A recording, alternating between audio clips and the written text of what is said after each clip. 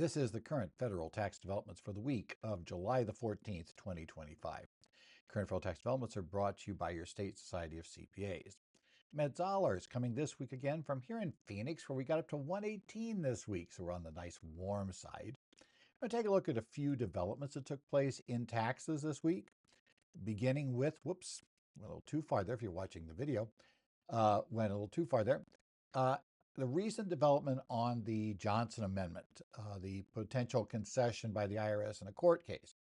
And we'll talk a little bit about that, trying to stay away from the political side of the discussion. And we're going to primarily talk about what exactly is in the proposed judgment, consent judgment that would be entered, and what it would impact as it stands. We're also going to take a look at a issue of a client who believed they had a settlement. They believed they had caught the IRS basically in a foul-up. For their settlement, they were going to take this settlement, or at least the attorney apparently believed he had noticed a foul-up. And the court's going to take a look at whether or not they could take advantage of that foul-up and force the IRS to continue down this path. We'll discover the answer is no. And there's an interesting Bipartisan Budget Act partnership exam problem that the attorney didn't take into account in this particular case. So we'll talk a bit about that, because that one, even if you don't deal with, this one deals with conservation easements. Even though if you don't deal with that at all, if you deal with partnerships, this particular problem that arose is one I could easily see happening in a partnership. So keep that in mind. We'll talk also about a problem a taxpayer had with notifying the IRS of her address change, last known address issues. And so we'll discuss that and, what she did, what she probably should have done, and various missteps along the way. And finally, we actually got a new tax bill. And no, I'm not talking about, the One Big Beautiful Bill Act. No, we're not going to go through that in detail.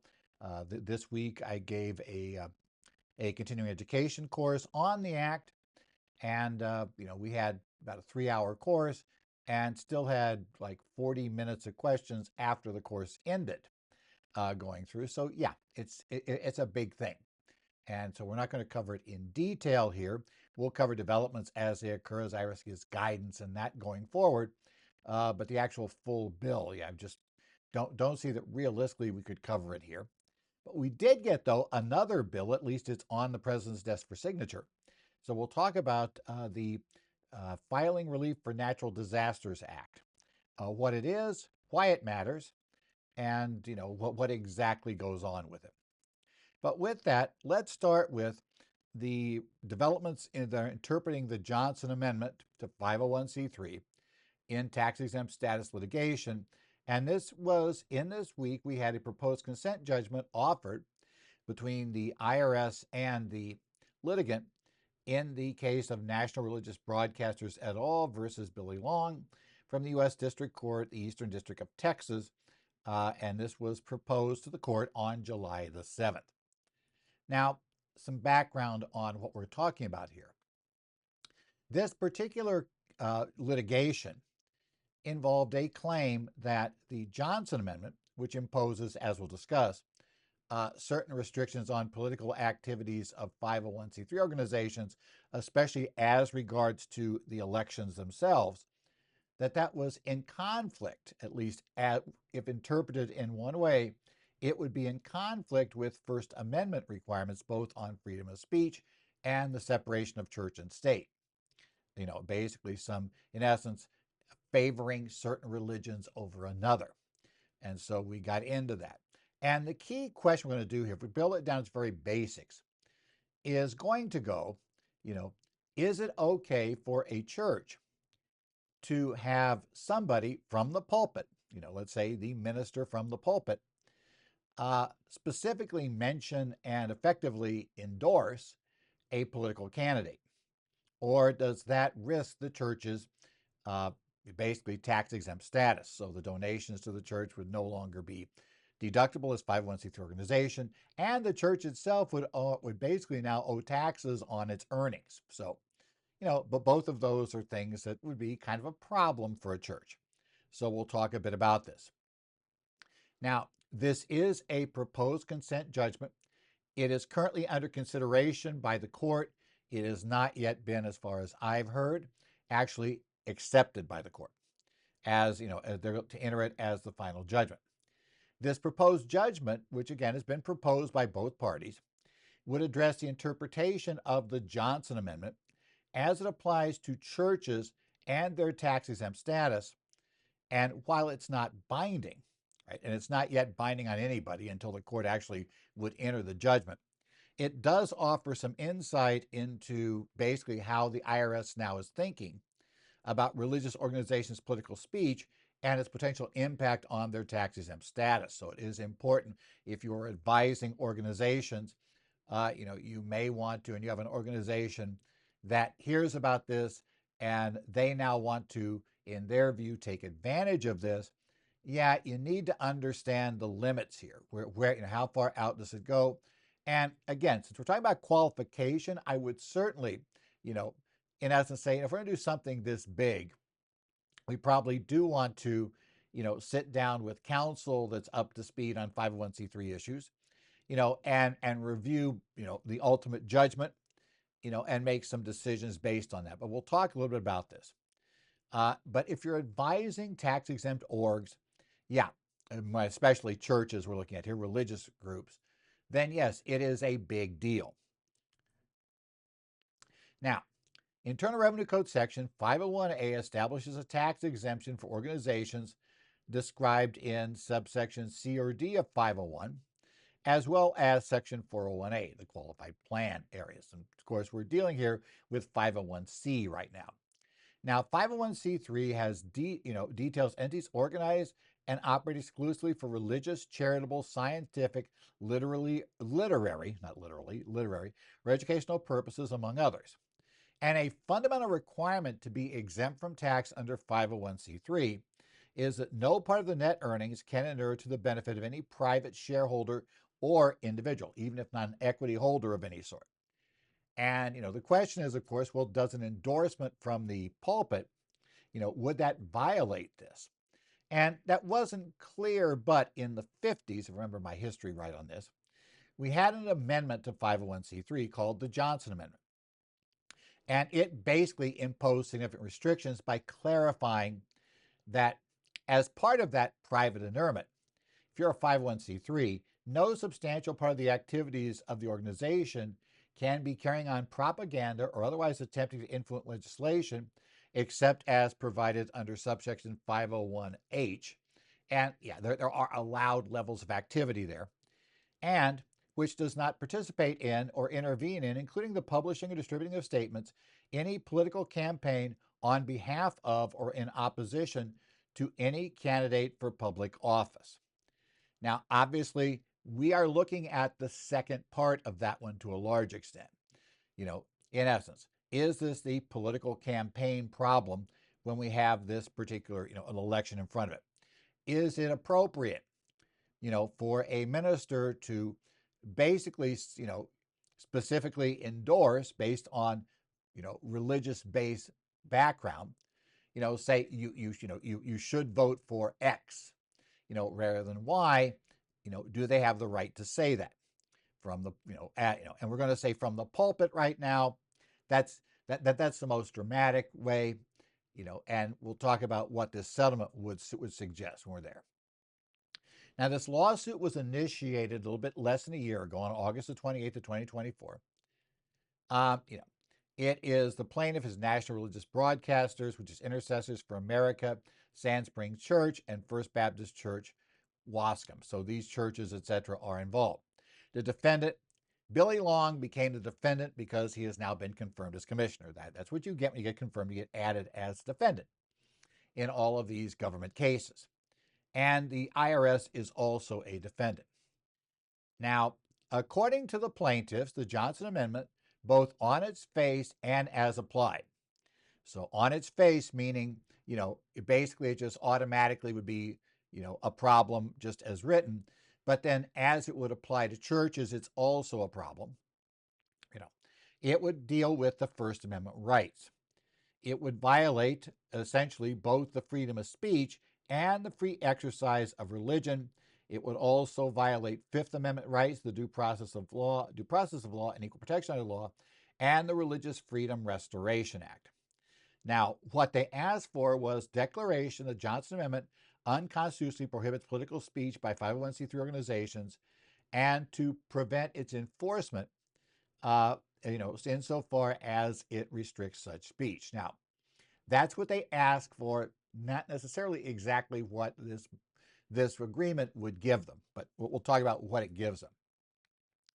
What the proposed judgment outlines a very specific interpretation, particularly concerning houses of worship.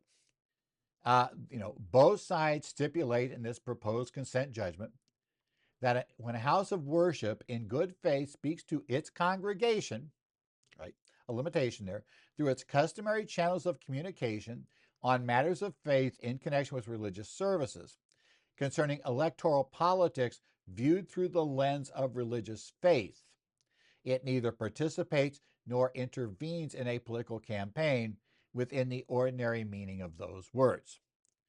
Long-winded way of saying, as long as it's going to their, basically, those who are attending the religious services, who are there, it is through normal channels. You're not buying nationwide, ads on,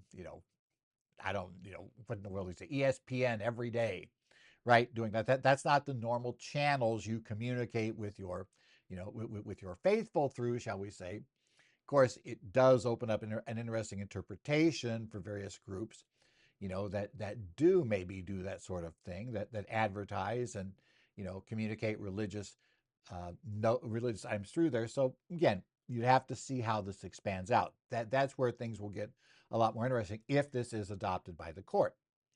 Okay. Now, the key definitions: to participate in a political campaign is limited to mean to take part in it. And intervene means to interfere with the outcome of it. Okay? And the parties agree that both bona fide communications internal to a house of worship, or that bona fide internal to a house of worship between a house of worship and its congregation in connection with religious services do neither of those things. So, right?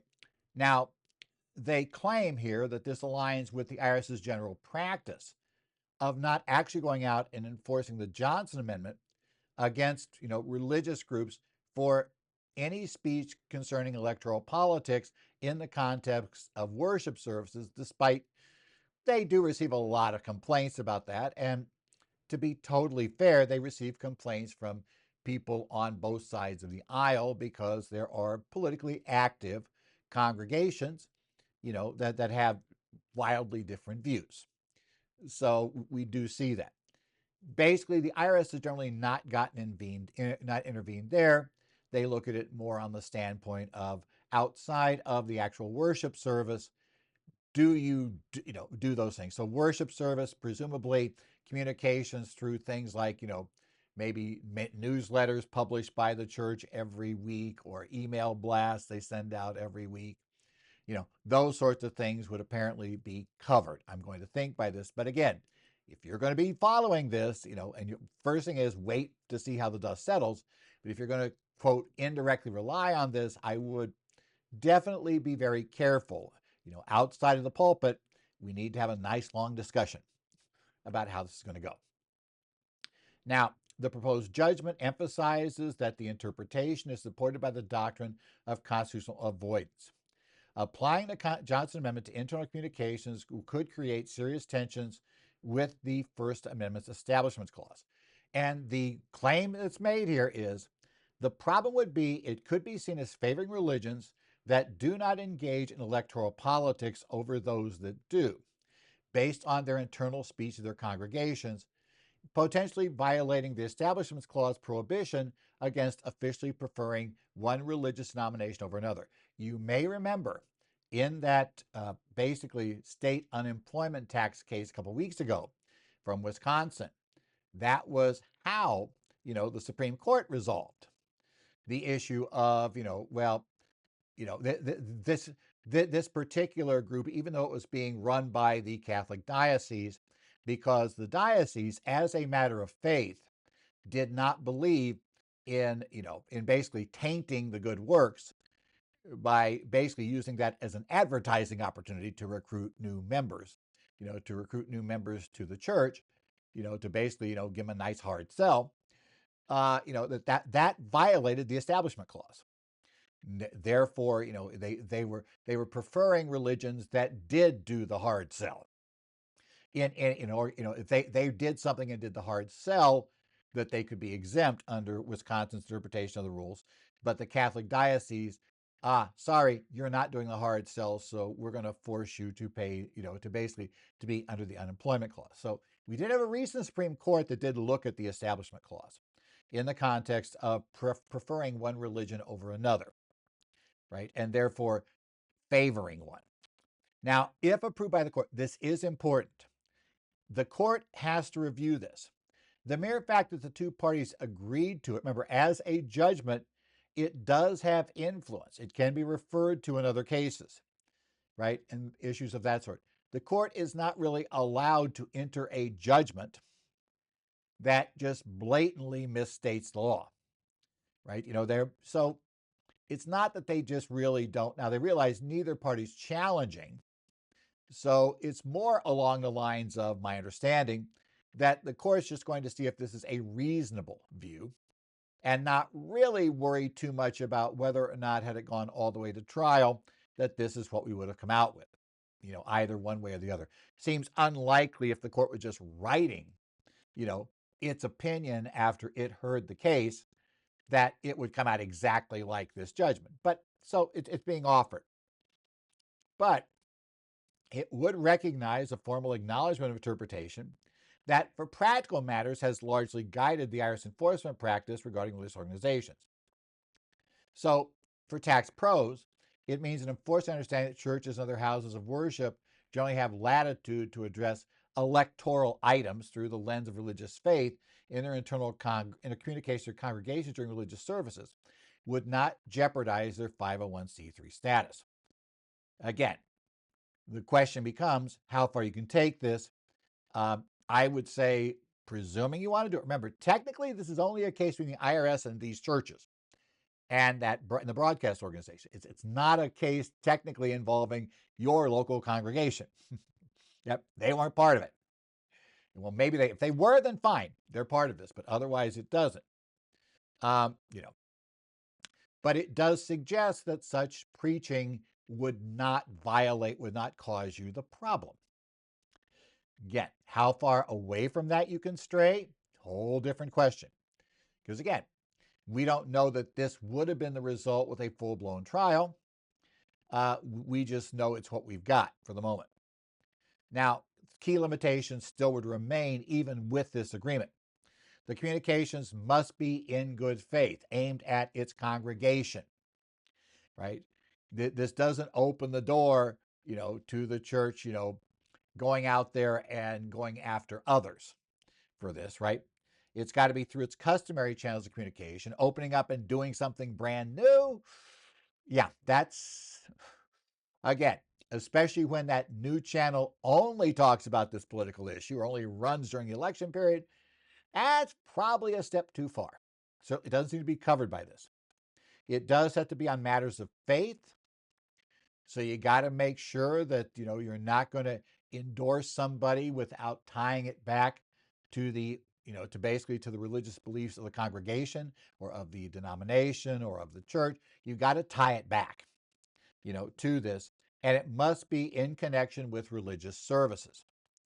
So kind of an extended version, kind of the opposite of the Wisconsin deal, right? We got to be doing the religious service bit here. So presumably under this agreement, assuming that this is what the IRS were to follow for everybody else, they couldn't have political endorsements based on their faith in those, in the Catholic Church's, daycare center or the things they were running in Wisconsin. Presumably because, of course, according to their faith, that wasn't the place to do it. So, it's not part of their religious services, and it's not outreach to the congregation because that's specifically why they weren't doing it. So, again, watch for these interesting things. Now, it does not open the door to churches or other organizations to engage in broader activities. This includes endorsing candidates outside of the Congress, right? Basically, Congressman Smith can't say, I'm endorsed by, the ABC congregation, right? Allowing that sort of endorsement a problem. They can't donate money to campaigns, right? They can't engage in public political advertising beyond their internal faith-based communications. So all of those are essentially on the, nope, this per the agreement is too far. Uh, Also, the proposed injunctive relief specifically applies only to the plaintiff churches and their stuff. So that's also a potential problem, which you need to talk with legal counsel about in this area. And as the proposed consent judgment, it's not legally binding even on them. It awaits the court's approval and entry. So the court needs to, everybody needs to monitor this decision if you're in the not-for-profit advising churches. But obviously, it is something you need to be aware of. Now, if this is entered, the indirect effort would initially be limited to those plaintiffs, but the interpretation itself is the best reading of the Johnson Amendment. It probably will influence future IRS guidance or enforcement. It's certainly because it is something that the IRS signed off on. I'm sure it would probably influence other judges to say, well, wait, in this litigation, you said this, right? Now you're coming back here and saying, no, that's wrong. Why? In essence. So are you telling me those churches got a better deal than anybody else? That'd be kind of the back door we do it. And basically for all 501c3 organizations, including those that are not religious, the general prohibition against participating in or intervening in political campaigns remains in full force. And it's probably difficult for non-religious, non-church organizations because remember, a lot of this is based on, ultimately, this is an establishment clause decision.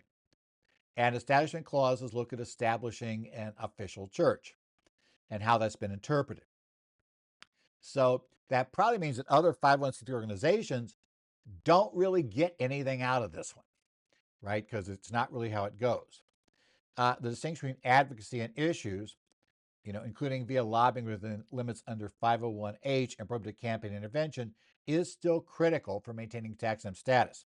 Again, if you start testing the limits here, you are putting the organization's exempt status at risk, or the churches, because really, remember, this really only covers churches, so you have to understand that. Churches, synagogues, etc., similar houses of worship would be covered by this. So, yeah, it is one of those things to be careful of.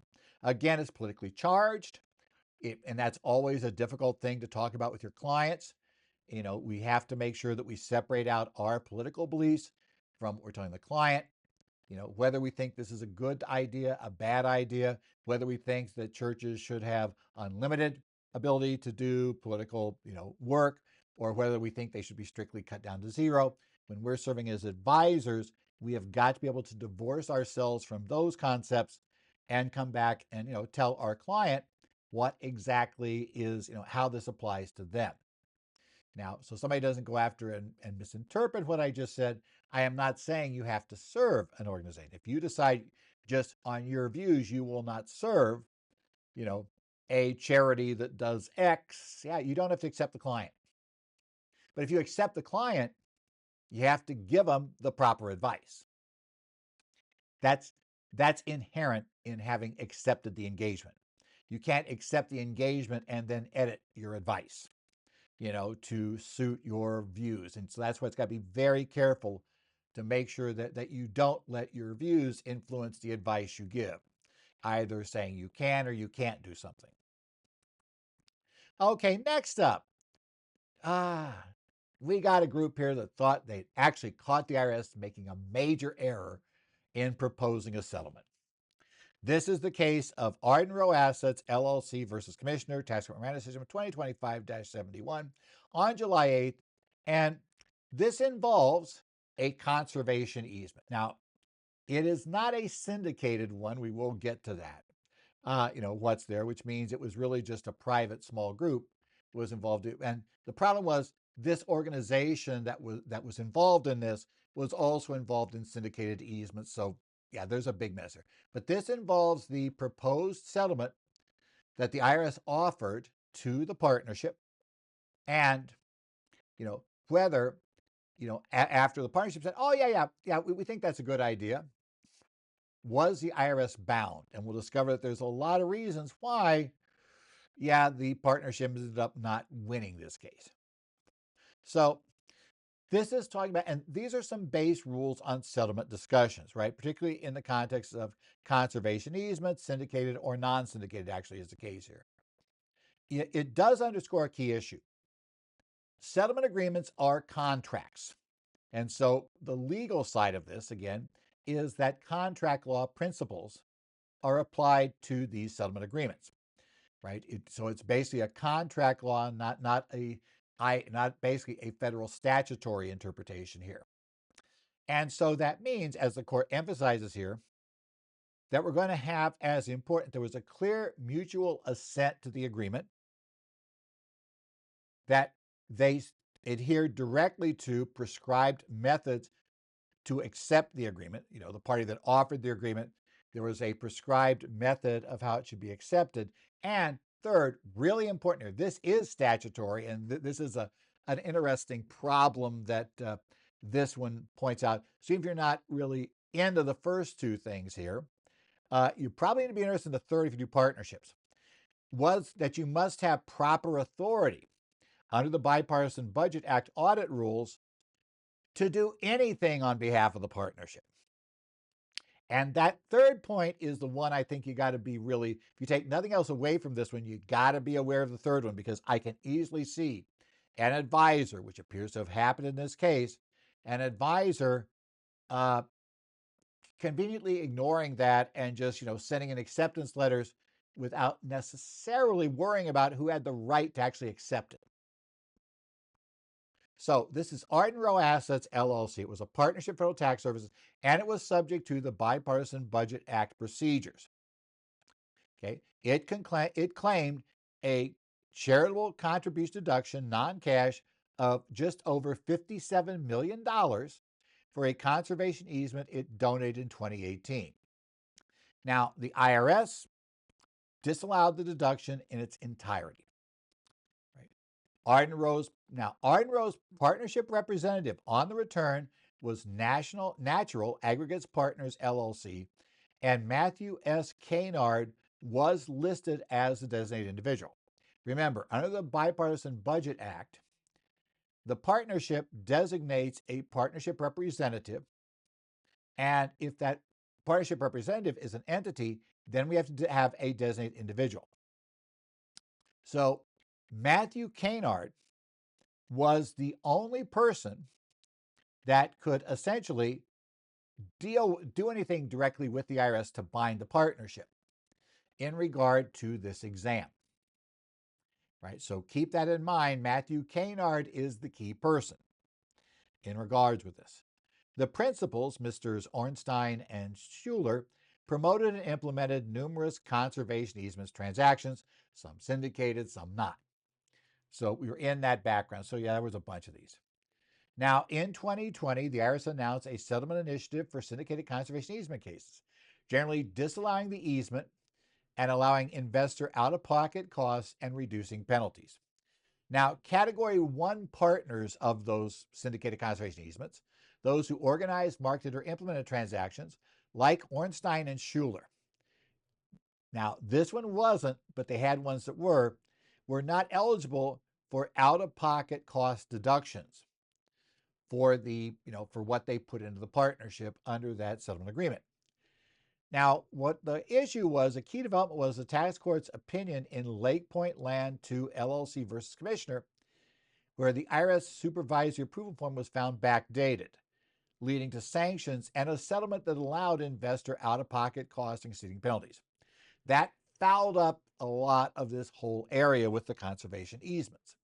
So in October 2023, after penalties were conceded in Arden Row due to a Section 6751, the supervisory approval non-compliance, the National Office decided to propose settlements allowing deductions for investor out-of-pocket costs, including for these two.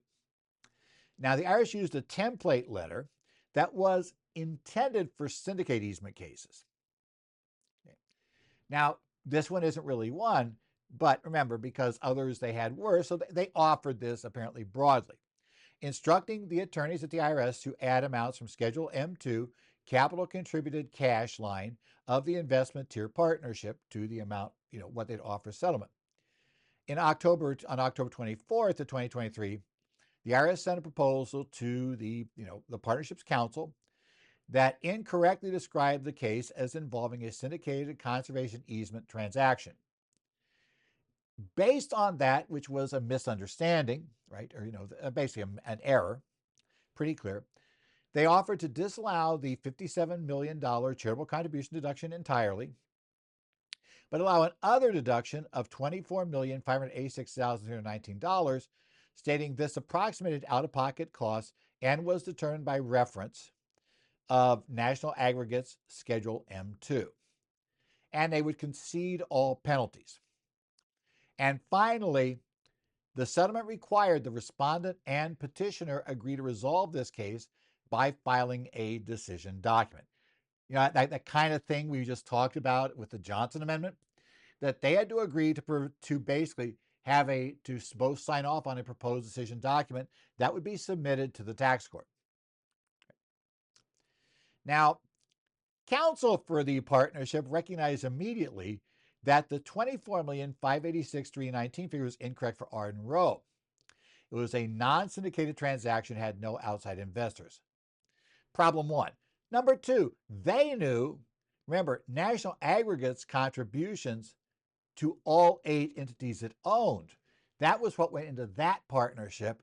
Only a very small amount went into this partnership that represented the two parties' real contribution, right? Now, Mr. Schuler, who authorized the acceptance, remember, that wasn't the name of the tax matters part, not tax matters part, we don't have anymore, but of the party's representative and the designated individual, that was the designated individual, but Mr. Schuler was the one who authorized the acceptance. He was not informed the amount was meant to approximate out-of-pocket investment, and Mr. Schuler knew. He'd have known instantly that $24,586,019 was not the out-of-pocket cost for investing in this sub-partnership, that was wildly overstated, right? So, he was never told that's where the number came from and why it was. And he's, of course, the one that accepted it.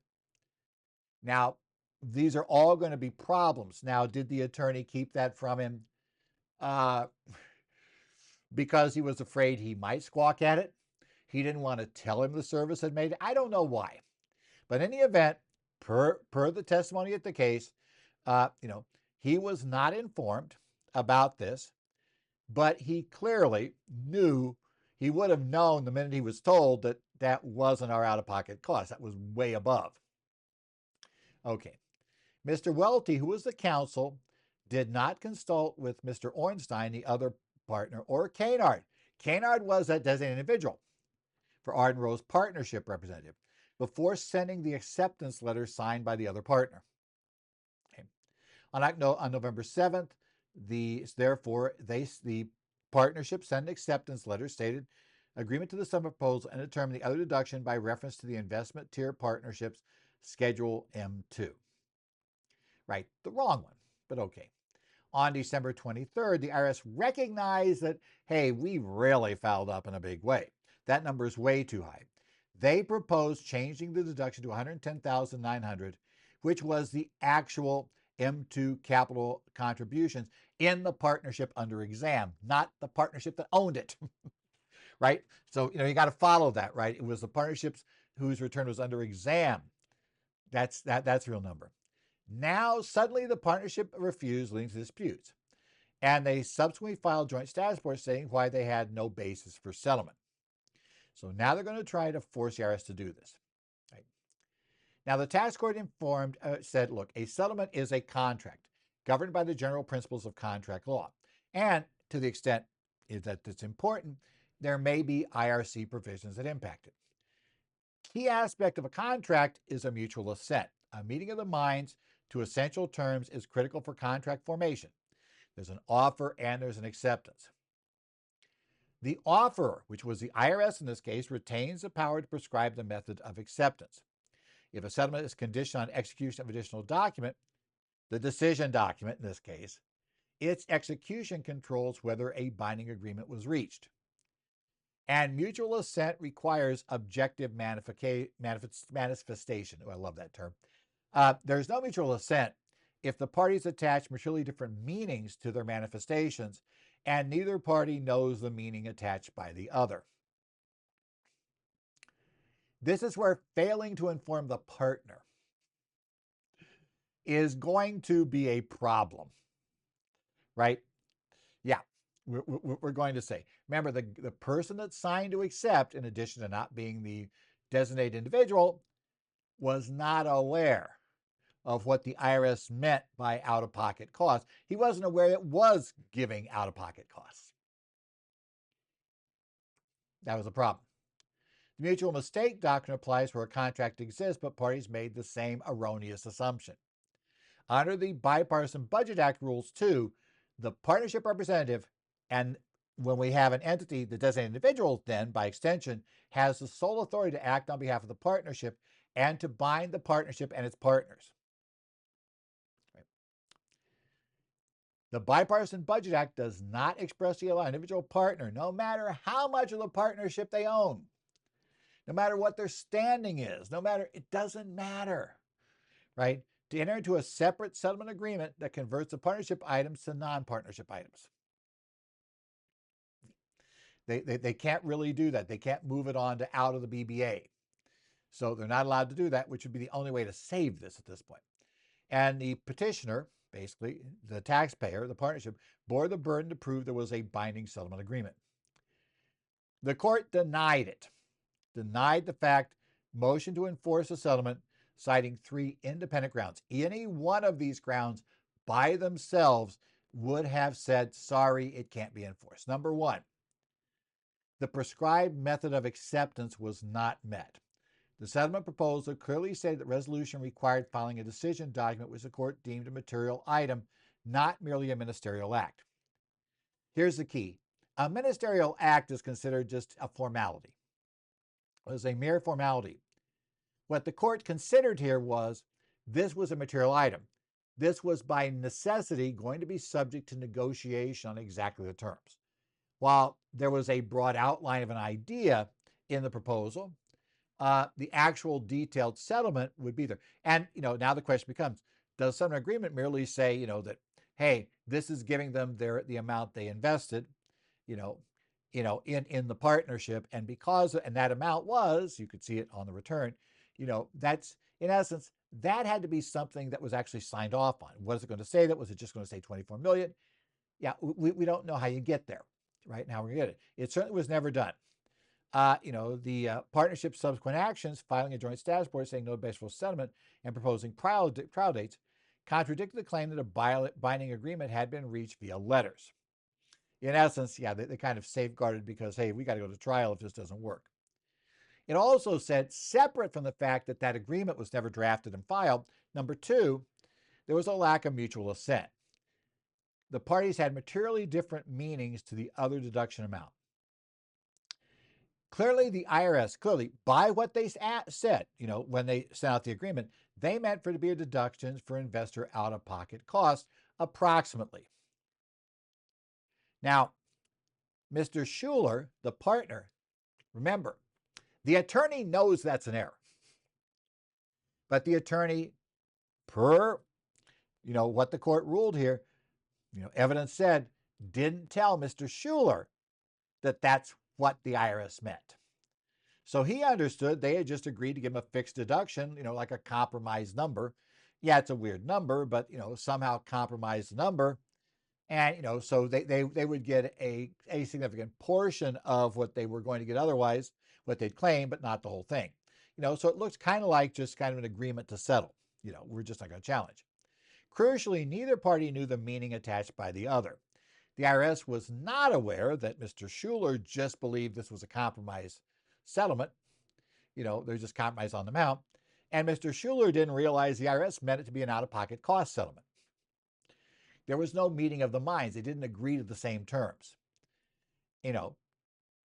the attorneys were the only party that knew, essentially, the parties knew that the attorneys knew this was a mistake on the part of the IRS, knew what the IRS thought, but never informed the party that actually executed the agreement. That was a problem. Right? Finally, and this is a big gotcha, this one can cause us all kinds of other issues. If you have a BBA partnership rule, remember, the partnership representative or its designated individual had to bind the partnership. Now, I realize they're all involved with this, but the problem was Mr. Kaynard was a designated individual. He was a party that should have done this. He was never briefed on this. He did not sign the agreement. There's no evidence Mr. Kaynard approved or was consulted about it.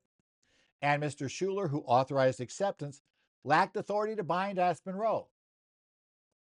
So he wasn't like acting as an agent of Mr. Kaynard. Mr. Kaynard was the one who had to approve this agreement. So he didn't have the first two problems. The wrong person signed it. It's just like he had Mr. Schuler had, as a practical matter, to bind the IRS as much authority as a random person walking down the street in front of the attorney's office would have. So same problem. The BBA does not permit individual partners to settle partnership-related items separately. Right now, we can argue about whether or not the partnership probably was not eligible to elect out a BBA. But it is an issue. If you don't elect out a BBA, you got to be very careful about making sure the partnership representative, if you use an entity, the designated individual, signs off on any agreement. That's how it's binding. So, key things, make sure you scrutinize any terms of an offer, review explicit terms of some an offer, especially any conditions to acceptance, such as the requirement to file decision documents, and never assume such conditions are merely ministerial. Right? You got be careful. You got to make sure the IRS is bound to execute, or there's a proposed settlement document there that will be filed. The fact you left that to be done, yeah, that's the problem. There was never a binding. If you just agree to this settlement document, basically to this decision document, right? And you agree, we will, if you accept this, we represent, we will file this document. You need to consent to it, we'll file the document. That's what you said. That would be a little different. Not really what happened here. Make sure both parties have a clear shared understanding of all terms, particularly the nature and amount of any deductions or liabilities. Remember, if you're going to get a settlement that the IRS can't get out of, you got to make sure that you are not relying upon, what's essentially a mistake in the offer for a settlement. This is a little different than a mistake in, at least technically different than a mistake in, let's say, if the IRS actually has issued the assessment. And that'll be a different issue, at that point. But at this point, they're just offering to agree. So you got to make sure if your description is identified, clarified immediately. Subjective intent is less important than objectively being able to show what they believe, of that issue. So make sure you've got it there. And really, really watch the BBA requirements for who can actually approve things like this. Ensure the party's representative or designated individual is the sole party authorizing settlement. Individual partners, I don't care how important they are to the partnership, if they are not the partnership representative, they are not the designated individual of the partnership representative, they can't sign it off. That was a key, that was a huge problem here. Maintain clear documentation of all communication and ensure consistent understanding. The failure of, TPC, the, counsel, to fully appraise Mr. Schuler of the IRS basis for deduction, despite being aware of the mistake, was a critical factor in showing there wasn't a mutual meeting of the minds. In essence, both parties, in essence, counsel knew the IRS made a mistake, kept quiet about that, and also didn't tell his client, or at least the one that signed off on the agreement, that there was a mistake. or inform him of what the settlement was supposed to be, to know, exactly what was there. Because again, the other question was if the court simply had just said, okay, we'll bind him, but it's going to be the invested cost because you should have known that. Well, yeah, Mr. Welty, not Mr. Welty, but in essence, Mr. Schuler may very well have said, no, no, no, we're not going to settle for just 110,000. So that's kind of the problem. Again, contract law principles are big here. Make sure you're aware of that when we have settlements. Okay, split dollar life insurance, McGowan versus United States. This is Peter McGowan, Michelle McGowan, Peter E. McGowan, DDS, Inc. versus United States from the Sixth Circuit on July the 9th, case number 243228. This involves the dentist and the life insurance policy and the split dollar arrangement. Okay, this Sixth Circuit gives us some insights in the applicability of the split dollar insurance regulations and deductibility of related employer contributions. Right. The case largely affirms the district court award of summary judgment to the IRS. It largely upholds their assessments against Dr. McGowan and his dental practice, which was Peter E. McGowan, DDS, referred to in the agreement or in this, in the case as the company. So Dr. McGowan and the company. Now, Dr. McGowan is a Toledo area dentist, and he was the sole owner of the C Corporation, Peter E. McGowan, DDS, Inc. So we got Dr. McGowan and his C Corp he controls sitting there in Toledo. Now, the plan was a sophisticated life insurance arrangement from 2011 to 2015. It was designed to be a, quote, tax-efficient alternative to an existing whole life policy to minimize the tax burdens for both Mr. McGowan and the company. Now, it operated through a benefits trust arrangement that established two subtrusts. There was the Death Benefit Trust. That trust purchased and owned a whole life insurance policy on Dr. McGowan. The company contributed $37,222 to DBT, the Death Benefit Trust, to cover the policy's base premium. The Restricted Property Trust, the RPT, received up to $12,778 annually from the company, which it then transferred to the Death Benefit Trust. The funds were invested as paid-up additions, I'll get that right, to increase the policy's cash value and death benefit. In return, the Death Benefit Trust granted RBP a security interest in the policy's cash value, a split dollar arrangement. Right, so basically it's traditional split dollar insurance, the idea being there. There's a Death Benefit Trust, and we have the other parts of that. Okay.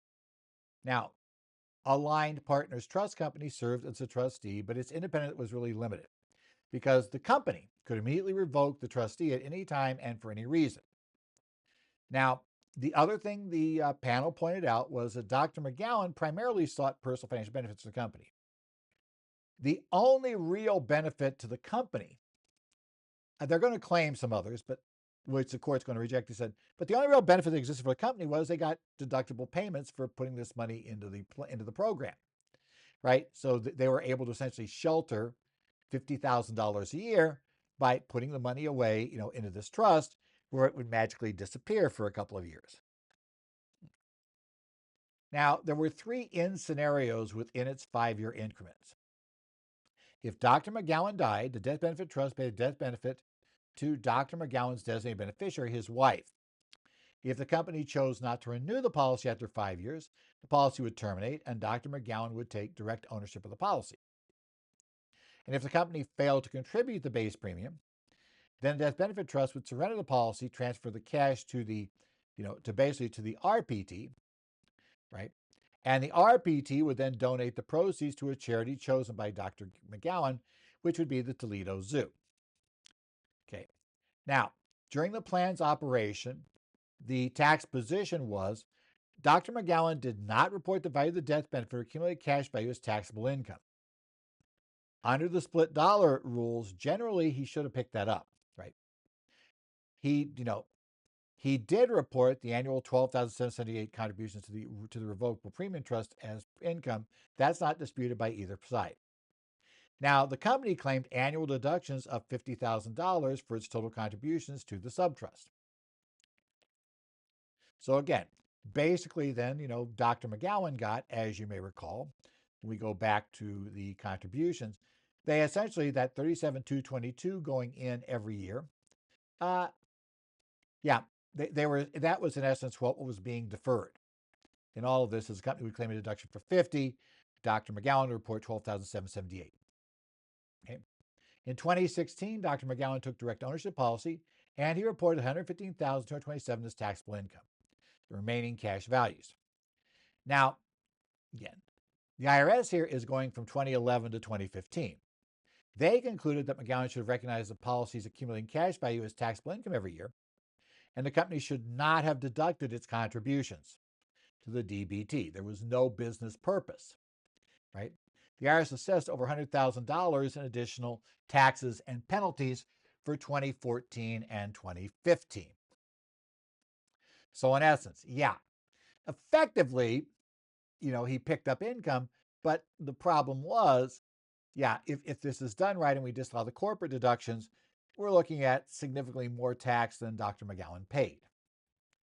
Now, the IRS position based on Treasury Regulation 1.61-22, which is the regulation that governs split dollar arrangements. And it specifically looked at the compensatory split dollar arrangements under Regulation 1.61-22B2I. That regulation applies to arrangements between an owner and a non-owner of a life insurance contract entered in connection with performance of services, the taxpayers conceded it was, where the employer pays the premiums and taxpayer concedes all the premiums were paid by the by the practice, by the company, and where the employee designates a death beneficiary who has an interest in the policy cash value. Now, the taxpayer is going to dispute the owner and non-owner and whether they actually had the power to designate the benefits. And it's where they have an interest in the cash value. Now, what the taxpayer disputed about the owner and non-owner, they said, no, the death benefit trust was the owner of the policy. That made the company a non-owner. That was the purpose of the death benefit trust, to try to establish that this was not a contract between the owner and the non-owner of a life insurance contract for services, but a contract between a non-owner, right, and a non-owner of the life insurance contract. Yeah, that kind of cute structure immediately should send up a bunch of red flags. I mean, is a court really going to ignore that, and go and ignore a substance over form argument here? Or are they going, or even better, are they just going to look like mad for a reason to say, no, the company really was the owner of the policy? But that's kind of the fight. And as I said, not surprisingly, the court rejected the argument. The Treasury Regulation 1.61-22C1 specifically treats the employee as an owner if the policy is held by a welfare benefit trust, as defined by Section 419E1 of the Internal Revenue Code. The taxpayer had conceded in the district court case that the DBT was such a trust. And the court emphasized the principle of substance over form, viewing the subtrust as economically meaningless interposition that didn't defeat the company's ownership right. It was simply there for no reason except to make the company a non-owner.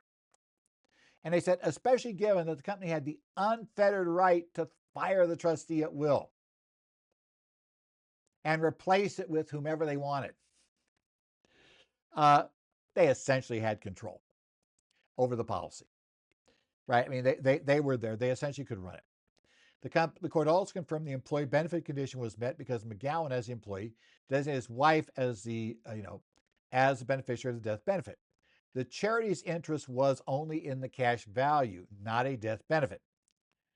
So it was, it's basically, yes, he had to die for her to get it, but the only death benefit in that whole thing was if he died. Everything else was based on other reasons, like the charity was a cash value. The taxpayer said he didn't underestimate his gross income because he lacked current assets, the policy's cash value before 2016. And he claimed a substantial risk of forfeiture due to the potential forced donation to the charity. Current access, the court said no. under Reg 1.61-22D4II, that current access explicitly includes a current or future right to a portion of the policy's cash value. And the court said Dr. McGowan possessed several such rights. He had the right to receive the policy upon company non-renewal. He had the right to designate the death benefit beneficiary, and he had the right to designate the charities to receive the cash value. He controlled everything, right? And a substantial risk of forfeiture concept, which comes from Section 83A1 of the Internal Revenue Code, is an apple here, as Section 83A2 specifically redirects taxation of life insurance protection under a split dollar arrangement to the split dollar regulations. Risk of forfeiture didn't matter. Now, what reading between the lines, what I'm seeing here is likely there was a marketing arrangement. Usually there is. These are marketed, and it had a nice, fancy, and apparently, some sort of document attached about the reasons why this thing worked. That certainly sounded like it had a solid base, but if you actually followed through on it, you quickly discover that the base isn't there. Yeah, that unfortunately, almost every one of these sorts of structures, where you see them heavily marketed, you got to be very, very, very careful about that supposed that, we've got this analysis, it proves exactly why we can do it. Really need to have independent counsel that is not involved with the arrangement, actually review it. Because most often these types of structures are marketed. They're marketed as a way to sell a product, in this case, probably the insurance policy. And so basically, and quite often they come with an opinion given to the, it's not really even an opinion, but some sort of letter from counsel or someone, or maybe even another tax pro that is given to the marketer. Remember, those don't protect you, right? That goes back to neonatology decision that, a letter that is written, they're basically advice you receive from a party that only gets paid if you do the transaction, right? You're not paying for advice, you're paying them for the transaction, and they're throwing in the advice for free. You might have a reason to believe that advice might be biased, just might be.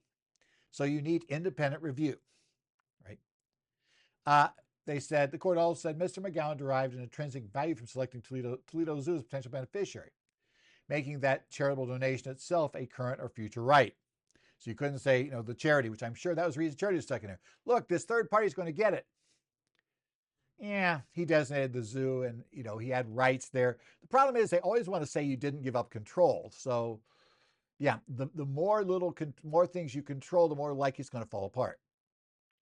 The cash value was therefore inaccessible to the owner of the company, to the DST.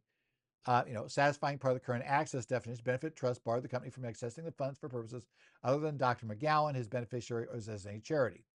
The court thus concluded that Dr. McGowan had to include the full value of all economic benefits from the plan as gross income, for the tax years 2014, 2015, right? Now, the taxpayer asserted, that the split dollar regulation impermissibly, now to the company, foreclosed their deductions under 162A, because it's going to be our problem, right? IRC Section 419A generally prohibits deductions for employer contribution to welfare benefit fund unless otherwise deductible.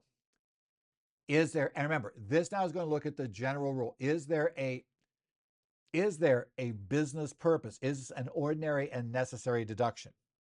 And remember, as the court noted, the only thing the company got from this was a tax deduction, right?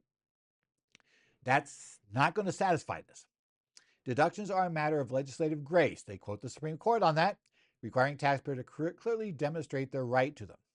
The company attempted to claim that this was an ordinary and necessary expenses paid or incurred during taxable year for carrying on the trade or business. The court found that this did not meet either the ordinary nor the trade or business requirements. It was not ordinary.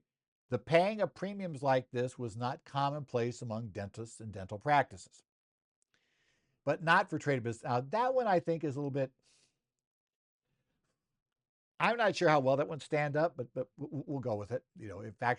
If push came to shove, I'm not sure the Supreme Court would necessarily buy off, but okay, we'll accept for now. They said it's not commonplace, but not for a trade or business. Everything was, all benefits were Dr. Gowan's personal goal of leaving a substantial sum to his chosen beneficiary rather than promoting the company's profit motives. Tax avoidance alone, a tax deduction to the corporation, does not constitute a bona fide business purpose for deductibility. If it did, every tax scam would work. Or tax, well, I'm not saying it's a scam necessarily, but every super aggressive tax shelter would work just by definition. The court dismissed the two alleged business goals. Obviously, they knew this. They claimed they had them. They claimed that this was, that this death benefit was based on Mr. McGowan's, Dr. McGowan's surability and prior personal policy, not the estimated cost of finding a successor dentist. Their theory being, well, it was there to help provide for business continuity, right? The plan structure, cash value donated to charities, the premiums weren't paid, would hinder and not help the company's survival if it ran into financial distress, such as, Dr. Dr. McGowan was disabled. We needed to find a new dentist. Remember, if it can't pay the premiums and it has to surrender the policy, it would go to a charity. That suggests this was not used to cover some sort of event where they needed to transfer the company on to a third party and protect the value. As sole owner, Dr. McGowan needed no incentive to remain with his own business. I mean, yeah, he's going to quit because he doesn't like the terms of his contract with the company. It's, not going to happen. He's 100% owner. So he said that is. So what the court concluded was this was an investment and estate planning vehicle for the sole benefit of Dr. McGowan, right? Not a legitimate business expense. Everything was on Dr. McGowan's benefit. And Dr. McGowan benefit is not the same as benefits to the company. So the company was prohibited from deducting any of its payments to the DBT. Right. A significant aspect of the case involved the prior Sixth Service decision. Now, this is a bit weird. The court mentions this mainly to, I think, send up a red flag that, we are probably going to reverse this if it actually becomes an issue. Now, this is a 2018 decision from the Sixth Circuit. The Matchacek case held that whenever a shareholder employee receives economic benefits in a split dollar arrangement, these benefits must be treated as distribution of property to a shareholder rather than services-based compensation. That would result in them being taxed at lower capital gain rate. In McGowan, the parties stipulated that Dr. McGowan was entitled to a $40,978.07 refund. Because remember, it's a district court case. He paid the tax, suing now for refunds. If Matchacek was not overruled because the IRS initially assessed his tax deficiency based on ordinary income tax rates. Now, the McGowan court acknowledged that Matchacek was in tension with and possibly just flat out contradicts Internal Revenue Code section 301A. When we talk about property transferred to a shareholder of the company, that would, in essence, is this really it? Is this a dividend? Is it a compensation? What is it? Now, skepticism for Matchacek exists from various sources. A, that is a case the IRS has specifically not acquiesced to. A lot of academics have criticized the decision. Legal academics have stated there are many flaws with that decision. And the tax court also said it's unable to embrace the reasoning or result of that. Tax court says, what are these guys thinking? McGowan court also noted that Loper Bright Enterprises versus Raimondo, which overruled the Chevron, remember we got rid of Chevron deference, now maintains the court exercise independent judgment in construing statutes, implying the plain meaning of 301A should overrule any contradiction in the regs. Now that's interesting because that's kind of a reverse, a Loper Bright. People don't think of it that way. It's like if you got a reg that is favorable to you, can the court reverse and say, well, even if the reg would bring it under here, the reality is the law doesn't justify that, so we're gonna say nope, not automatically a distribution of property. So, despite strong indications, there's your warning. Yeah, don't come here hoping to get that result. To the Sixth Circuit, the sun may soon set. neither party in McGowan asked the court to reconsider. Right? It wasn't raised by the IRS. So because of that, they decided they won't overturn this. They're going to defer that to another case. So he did get a partial refund despite the court otherwise affirming what the IRS said. So again, remember, the court upheld the essentially the split dollar arrangement to this structure. They got a refund only because the IRS simply didn't argue the case to overturn the precedent upon which that refund depended, right? So yeah, sort of the IRS kind of fouled up or didn't spend time on that. So, Dr. McGowan lucked out and has $40,000 more than he should, is indirectly what the court seems to be saying. Okay, next up, moving's a pain. There's lots of things. And as Donna Davis discovered, moving can become a much more expensive operation than you thought it was initially if you fail to update the IRS about your change in address. This is the case of Donna Davis versus Commissioner, Tax Court Memorandum Decision 2025-72, issued on July 10th of 2025. This case involves basically the IRS sending a 90-day letter to an address that Donna had just moved out of. Not long before.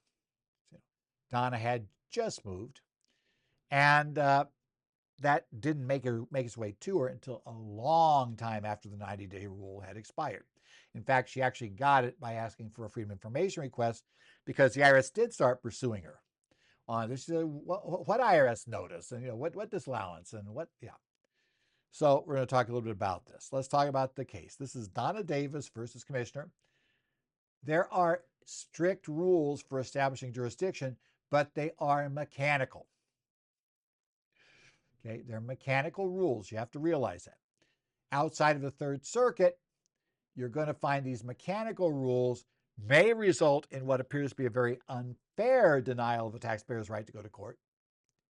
In the Third Circuit, we can try to argue for equitable relief. Outside the Third Circuit, the IRS position is you can't get it, and we'll just have to see if we get actual litigation on the issue to tell us, but the tax court has stated already that they're not about to consider equitable relief unless your case goes to the Third Circuit, and Donna's case, unfortunately, doesn't go there. So it is procedural rule even when there are sympathetic circumstances. And by the way, the sympathetic circumstances also mean that's why the fact when you don't have equitable relief, the fact that you're sympathetic, and Donna's sympathetic, I mean, you see exactly why this happened to her. But Congress put bright line tests in, is the way the tax court reads this, and they didn't authorize equitable relief. So therefore, Donna's just out of luck because she didn't follow all the rules. Not because she intentionally failed to follow them, but because she, just like most people, wouldn't know about most of them. So the validity of a notice of deficiency, we call the 90-day letter, right, and the timely filing of a petition to challenge that notice. As the court will tell you every time, the United States Tax Code is a court of limited jurisdiction. It may only exercise authority that Congress explicitly granted it under Section 7442. For a case concerning a deficiency, there are various cases the court can hear. This is on a deficiency. If you have an IRS is issuing a notice of deficiency, you're going to consider a deficiency, the tax court can hear the case only after there's an issuance of a valid notice of deficiency by the IRS, Section 6212, the 90-day letter, and there is a timely filing of a petition to bring it to tax court by the taxpayer under Section 6213. Right? The burden of affirmatively showing all facts giving right of jurisdiction rests with the party invoking it. Donna has the burden of proof of showing this case, right? So she has the burden of proof of showing, in essence, and the primary issue here is timely filing a petition by the taxpayer. Presumably, if you filed a petition in court, you got a notice of deficiency. So, yeah, we're going to say it's valid for that reason. That part's probably covered. The IRS may lose the notice if the taxpayer then later says, hey, wait a minute, they're saying, wait, didn't have valid, because you know what, that notice wasn't valid. So So therefore, the court doesn't have jurisdiction and the IRS is out of time to issue a brand new one.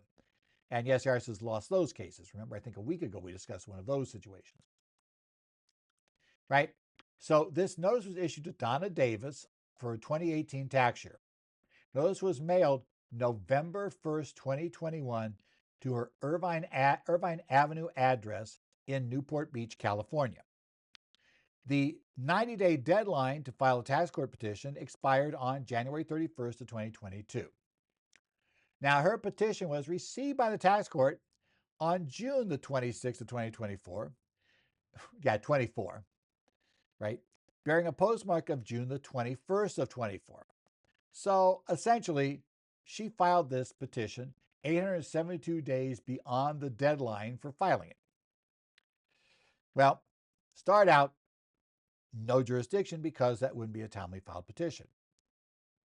So now we have to figure out, is there a valid notice of deficiency? Because that's really the question at this point, right? If that notice of deficiency is valid, then the assessment stands and Donna's out of luck. Now, if that notice of deficiency was not valid, basically the assessment doesn't stand because the IRS never issued notice of deficiency. And because we are well past the deadline for the IRS to assess tax on our 2019 return, the IRS is just out of luck, right? They'd lose it. So now the question becomes, was there a valid notice of deficiency issued? Right? And one of the keys is that that notice of deficiency must be mailed to the taxpayer's last known address. Now, there are some exceptions if it's not, if you can demonstrate actual delivery in a timely manner that did not prejudice the taxpayer. But in this case, we're going to pretty easily demonstrate that she finally got it, yeah, as I said, under a Freedom of Information request. So, yeah, well after. Now, here's what caused some of the confusion. She used her Irvine address on her 2020 return. Her 2019 return. She filed in April of 2020. Remember, this is the COVID year, right? It was finally processed by the IRS in August of 2020. In August of 2021, she moved to Bishop, California. On October 15th of 2021, despite moving to Bishop in August, she still used the Irvine Avenue address on her 21 return, which was processed November 8th of 2021. Now, that latter one is a mistake, quite honestly, I could see being made by a tax pro who's preparing the return. The taxpayer moved. She might not have told them she had moved right away, right? She brings in her materials. She forgets to tell you she moved. You prepare the return. She doesn't pay any attention to the address on the return because she just looks for the e-file and where do I sign? Yeah, I could see how that works. So that's a danger. But in any event, she has now filed returns, 2 returns filed before the notice of deficiency was mailed out, both of which show the Irvine address. Now, that Irvine address, the second one, the return wasn't processed till November 8th, and the notice of deficiency was sent out 1 week earlier. But obviously, they didn't rely upon the 2020 return, we can say for that, but they would have received immediately been told that was the right address. So even if they rechecked it immediately, when it came back, it would have still said that's the last known address. Okay. Now, the IRS produced United States Postal Service Form 3877, proving a certified mailing of the notice on November 1st, 2021 to the Irvine address. She eventually received the notice on May 15th of 24 after she submitted a Freedom of Information Act request. A copy of what do you have on me? That's when she first saw the notice of deficiency. Nobody disputes that. Nobody claims that the one that was mailed ever caught up with Donna. Right? So, it's late. So now, of course, we have a problem. Right? Okay. Did the IRS go through the proper procedures?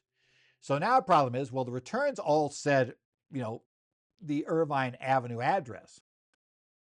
Did Donna otherwise apprise the IRS of her change of address?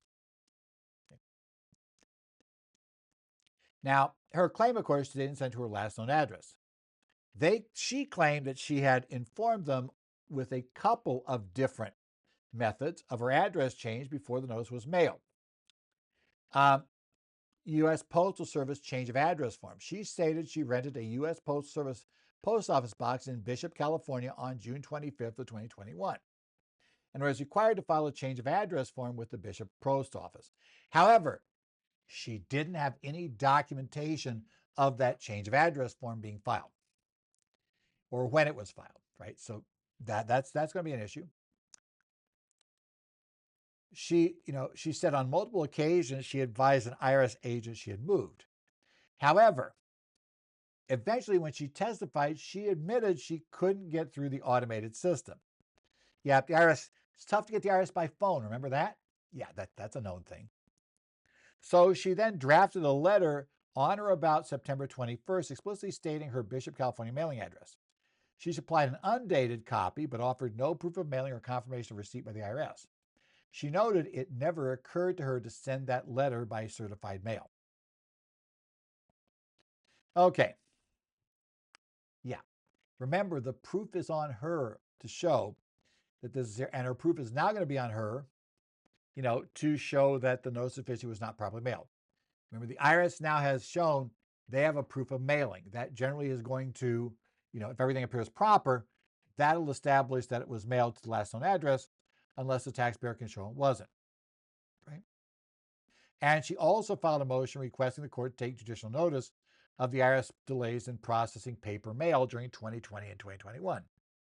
So her claims were that, I informed them, and is it really my fault that they just didn't get to my letters? Okay, basic rule. Notice of officiality is generally deemed valid if mailed to the last known address. That's under section 6212A and B. Actual receipt of the notice is immaterial if it's properly mailed to the last known address. If the Irvine Avenue address was the last known address, as defined in 6212A and B, then it doesn't matter if she ever got it. Right? I didn't get it is not a defense.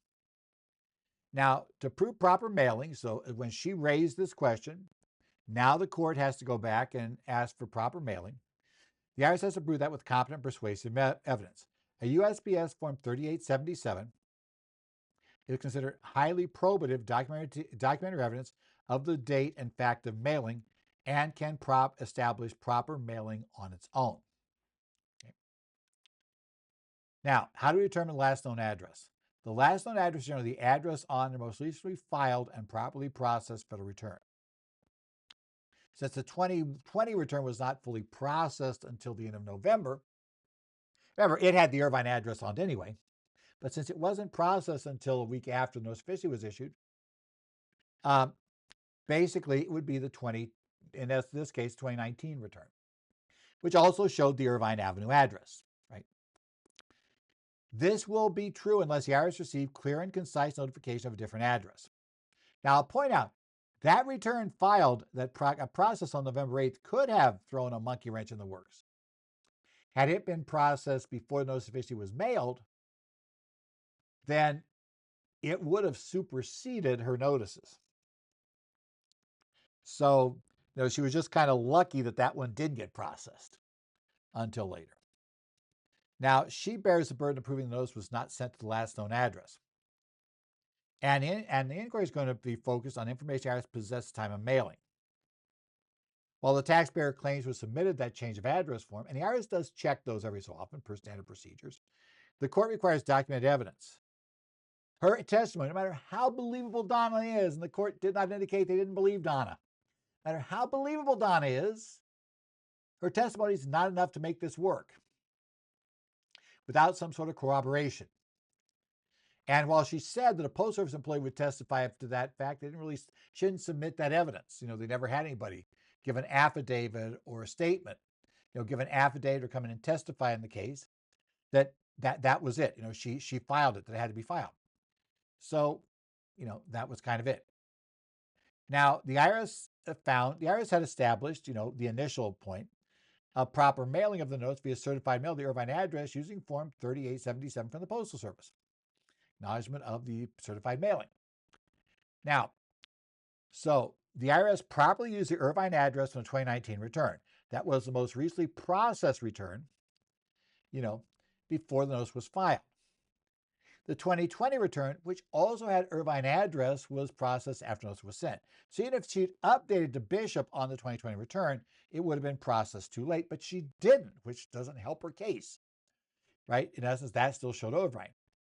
The IRS records show no change to the Bishop address until 2022, which means that, that change was later and after, basically after the properly mailed notice had gone out.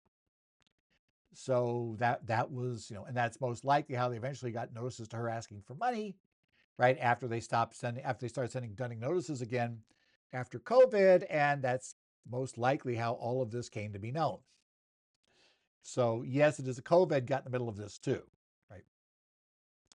Now the court looked at her notification attempts, because remember, this is the only way she gets out of this now. I notified the IRS clearly of my new address.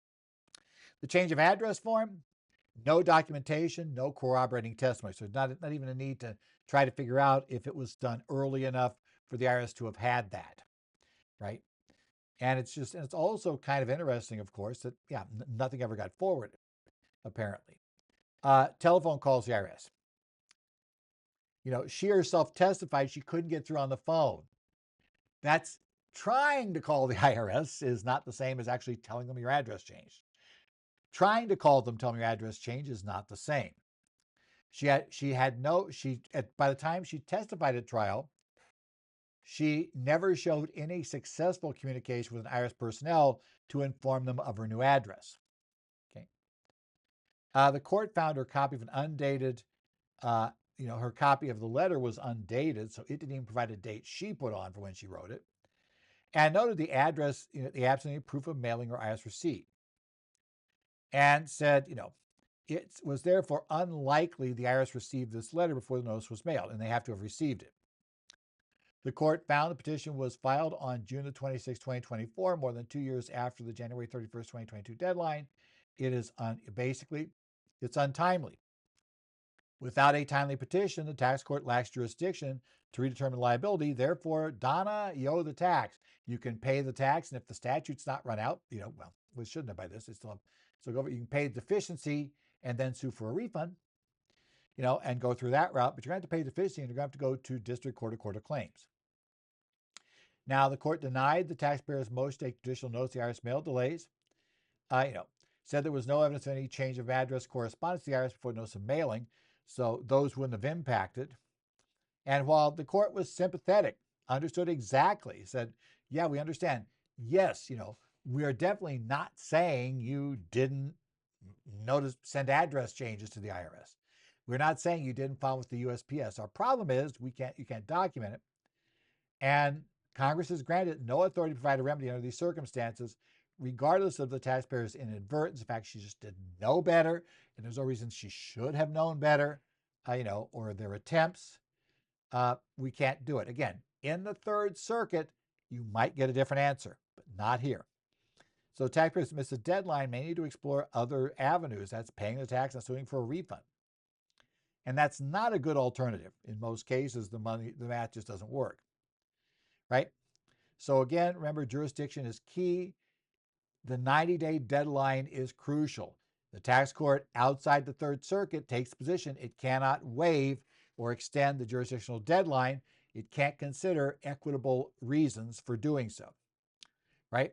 It's strictly enforced. Missing this deadline almost always kills your tax court case. There are some limited exceptions in the law, and in the Third Circuit, you might have a chance of arguing equitable relief, but who knows? And the last known address really matters.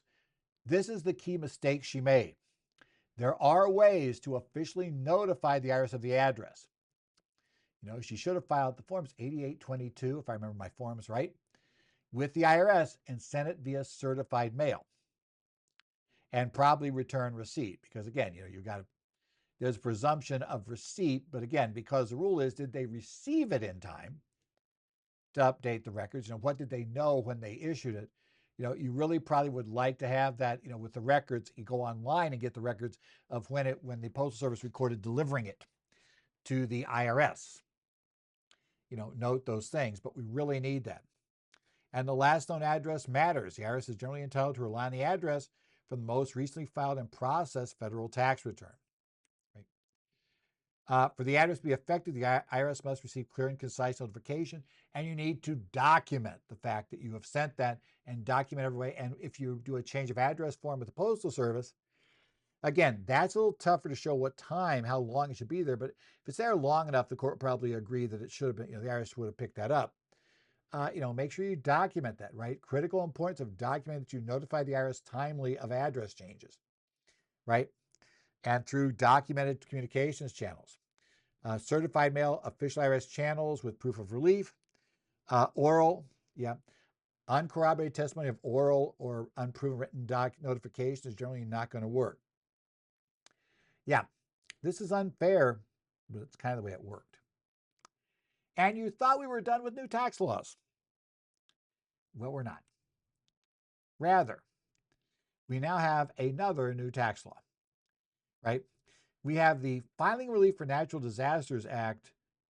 This was passed by the Senate by unanimous consent on July 10th of 2025. And it will make changes to the automatic extension rules, the ability to give filing date relief under Section 7805 Cap A. It does two things, and we'll talk about the things it does. One of the key things it does is it allows the relief to be triggered by a state designated disaster, right? So basically the governor of a state, subject to rules and regulations that the IRS will come up with, can designate a disaster even if the feds have not designated it. So if there is some disaster that so basically your city, your state, I shouldn't say the state has designated except in DC where the mayor can. Designates a disaster that can qualify for extended filing deadlines. You do not need to have a disaster that is of such a magnitude that it will make the federal disaster list. So your governor has a right to do something. So let's talk about what we have here, right? Again, now understand, while it passed the House and Senate, it has not yet been signed into law by the president. Bills tend to wait a while to get signed by the president. He has 10 days to do so. And unlike the One Big Beautiful Bill Act, he didn't wait on that one because he wanted to sign it on July 4th. Let's understand that there is, certain,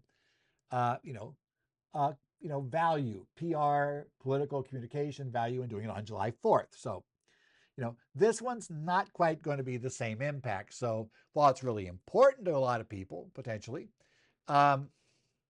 it's just not something that, probably is going to be rushed to sign. It'll go through probably, and unlike the One Big Beautiful Bill Act, where, July 4th meant they rushed and they probably didn't vet it totally, but I suspect it was vetted based on the original Senate proposal. And we'd kind of known what that was. It took the House a few days to go through it. So I think there was vetting going on before it passed the House to make sure there was no bomb in there that they didn't want to sign. They would be like, no, don't sign this. But basically this one's going through vetting probably now to make sure there's no unexpected effect of the wording, right? It does expand the scope and duration of relief provided under 7508 Cap A. This is what allows for a delayed filing deadline, right? We kind of saw that to a certain extent in COVID. There's some back and forth about how that worked, but we can get there. So currently Section 7508 Cap A grants the IRS broad authority to postpone certain tax-related deadlines. The IRS can specify a period of up to 1 year that may be disregarded when determining tax liabilities for affected taxpayers. And this will impact whether not only filing, but a bunch of other acts are performed on time, like they generally kicks back the date for having to put your money into an IRA after the end of the year end. It kicks back other things that are tied to due dates, so you can fund your plans a little bit later. Various other things can be done based on the kickback due date, right? And it also impacts the amounts of interest and penalties and the amounts of any credit or refund, were things received on time, right? Now, to trigger a relief, you need a federally declared disaster as defined in Section 165 I-5 Cap A. It was updated in 2008, 2018, right? There must be, if there is a significant fire, that was added in 2021, where assistance is provided under Title 42 of the United States Code, Section 5187, or if there is a terroristic or military action, excuse me, as defined in IRC Section 692C2. Now, the IRS, the IRS, basically the Treasury Secretary of the IRS, may also specify a period of up to 1 year for these plans to disregard deadlines for required permitted action, ensuring they're not treated as failing to operate solely due to this disregard. So it can separately grant relief for benefit plans. Right? And in addition to the discretionary authority of the IRS to make this extension, Section 7508A also provides for a mandatory 60-day extension for qualified taxpayers. This begins on the earliest incident date specified in disaster declaration and ends 60 days after later of that earliest incident date or the date the declaration was issued. This period is disregarded for specific acts related to tax liability. So it's a lesser but kicks in right away level if we have a disaster declaration. Okay. Now, it applies to qualified taxpayers, right? So this is an individual whose principal residence located in a disaster area. An individual whose principal place of business, excluding employee services, is in a disaster area. Relief workers affiliated with recognized organizations that assist in that disaster area. Taxpayers whose records for meeting a deadline are maintained in a disaster area. Individuals visiting a disaster area who were killed or injured, and spouses on a joint return where the individual is one of the above. So they'll qualify even if the spouse would not meet the requirements. As long as the party you're married to does, married filing joint return, you'll get all the relief. A disaster area, if for this mandatory 60-day extension, means when an area where a major disaster for which the president provides financial assistance occurs. Okay. And also it does extend some plan-related actions, pension plan-related actions. This mandatory period is in addition to or concurrent with any discretionary period specified by the Treasury of the Secretary. And a real-world application, this is a little bit disputed about whether these triggered then or not, but at least 7508 principles were used to defer payroll obligations. There's an executive order which may or may not have relied upon this, but basically the concept was no question, it was based on the same concept of kicking them back. So what does this new bill, assuming the president signs into law, what will the Filing Relief for Natural Disasters Act do? What will it change? So let's start with the first one. We're going to have new authority for a state-declared disaster. This is probably going to make the biggest change. We'll talk about the second one, but the second one usually is rendered irrelevant. But, in essence, what they're going to do there probably won't apply in most cases because something else will step in ahead of it. But still, we'll do that. We'll deal with that one later. They did add it, right? So it's a crucial part for current requirement for a federal declaration or a specified significant fire. The IRS may, after consultation with the administrator of the Federal Emergency Management Agency, may apply existing tax relief rules to a qualified state-declared disaster. Right? So, what the IRS can do. The application would require a written request from the governor of a state or the mayor in the case of the District of Columbia. So your governor would ask for relief. They could ask for it, they're going to ask for it protectively before the president does. Because remember, the president's declaration is based on other rules, and there's a lot of other things triggered. The state can simply ask for a state disaster declaration to work for this point. Now, to be a qualified state disaster, it must be a natural catastrophe, hurricanes, tornadoes, earthquakes, snowstorms, and droughts, or regardless of cause, any fire, flood, or explosion. Right? Something blows up, right? There's a fire, there's a flood. Even if it's not a natural disaster, it was, man-caused due to negligence or whatever, but your house gets flooded because there is some sort of big pond being maintained by a business that didn't maintain the dam correctly, where they're putting their wastewater and stuff, and it floods you. That, in theory, if it was big enough, could trigger this right there. The key condition that the mayor or governor determines the events cause damage of significant severity, and magnitude to warrant the application of these delayed return filing rules. And state means the states, obviously, the 50 states, but it also includes the District of Columbia, Puerto Rico, U.S. Virgin Islands, Guam, American Samoa, and the Commonwealth of the Northern Mariana Islands. If enacted, this would be redesignated as subsection C, with the current subsections renumbered following it. Okay. Again, remember, we expect to be signed into law, but we'll have to see. The second significant change would relate to mandatory extension period. This would amend the redesignated subsection E, currently D, to change the mandatory 60-day extension to 120 days. This means the period beginning on the earliest incident date would end 120 days after the later incident date or the declaration issuance date. And multiple declaration rules, which currently applies if declarations are issued within a 60-day period, would similarly be adjusted to 120-day period. So yeah, we're getting a double period. Now, as I said, generally this probably won't matter because we will have the Treasury grant relief on all these issues on their own well before the 60-day or 120-day period ends.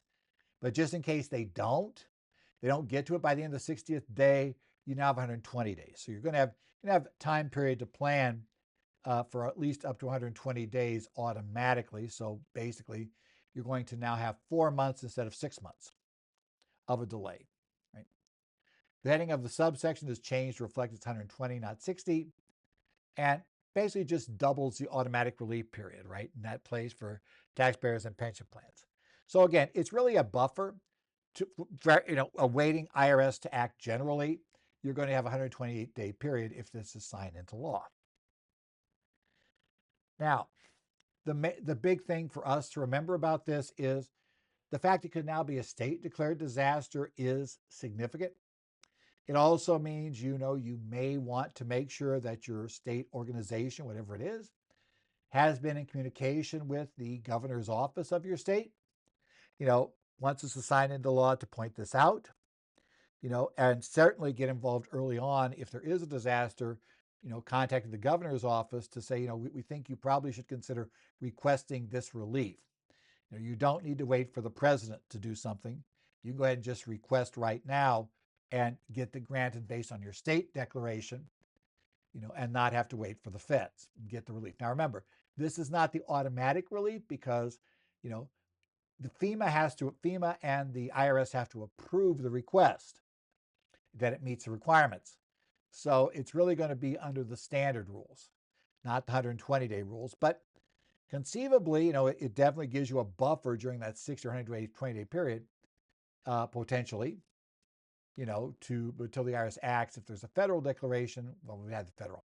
It gives you, though, some time to work with. It starts building, some relief in already. So you got to monitor state-level disaster declarations, gubernatorial requests for IRS relief, in addition to the federal declarations. So be aware of that, right? And as I say, it means, when there's a disaster, something you think should have disaster declaration, not only do you call your senator and congressman to lobby to get them to lobby the president to declare disaster, but you also now want to tell the governor, A, help lobby the president, but B, make your own request to the IRS, to get that rolling in this issue. And again, the automatic relief, that's, as I said, mainly gives us a buffer in case the IRS gets backed up in issuing these. So we're there for that purpose, right? Again, you got to remain diligent to the specific definition of qualified state disaster and the procedures. The mere fact the governor said something bad's not good enough. The governor sends a written request. There has to be a consultation with FEMA and approval of the request for setting that thing. And then the Treasury, actually setting the time periods. So remember, the steps have to be involved if you go down this route.